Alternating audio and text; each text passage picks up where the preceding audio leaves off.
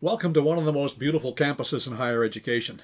I thought I'd give you an update on Clark Summit University as we're approaching our 87th commencement. We are working diligently to produce Christ-centered, career-ready graduates. We do that in classes from bachelor's through doctoral level. We have over 70 programs, and 40 of those are undergrad. All of our students majoring in their career major plus their Bible theology major. Do the same thing in student development.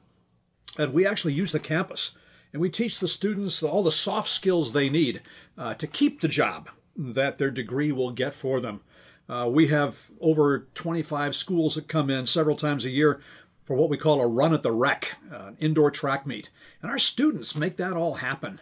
Community events on campus. We are preparing our students to work in the community, build good relationships.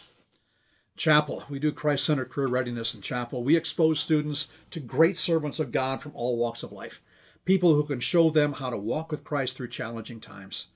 Jennifer Sands lost her husband on 9/11. You may want to listen to her presentation in chapel. Jen DeKrieger, her husband died serving the Togolese people. A couple of weeks ago, Dr. Crawford Loritz came to speak in chapel, and we asked him to also put on a breakfast for business people and pastors in our community. Nearly 50 of them came in to hear Crawford talk about what he had learned as part of the Chick-fil-A board. Christ-centered career readiness extends into our community.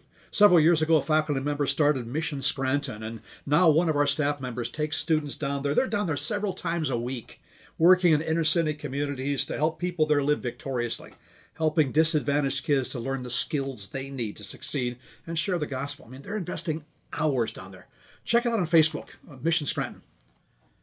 I get a lot of questions about our strength as an organization, about what the future looks like for us, and I want to invoke Mark Twain, that reports of our death have been greatly exaggerated.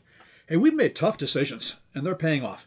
And when a third of our students are on campus and 2/3 are online, our model of higher education has to change just like everybody else's. We evaluate everything we spend to make sure that every dollar is spent as efficiently as possible. But we're not out of the woods financially yet, but we're in the best shape we've been in a decade, and we're heading toward finishing this year in the black. Enrollment. On-campus enrollment for next fall is ahead of last year. Online enrollment is way ahead of last year, including significant gains at Baptist Bible Seminary. We're making strides toward our aggressive goals in building our on-campus and our online enrollment. We made some key hires in the last few months. People with exceptional competence that are joining the already competent people we have. And you'll hear more about them next few weeks. I hope you regularly check our social media. And if you do, you already know that Mike Shaw is coming back to CSU to champion enrollment relationships. It is going to be great to have a guy like Mike back on the team. Diane and I just got back from our first trip to Israel. It exceeded our expectations. And we're looking to putting one together for alumni, friends, and students in 2021. More on that later. About 25 of us went down to the Museum of the Bible in Washington, D.C. last weekend. What a place.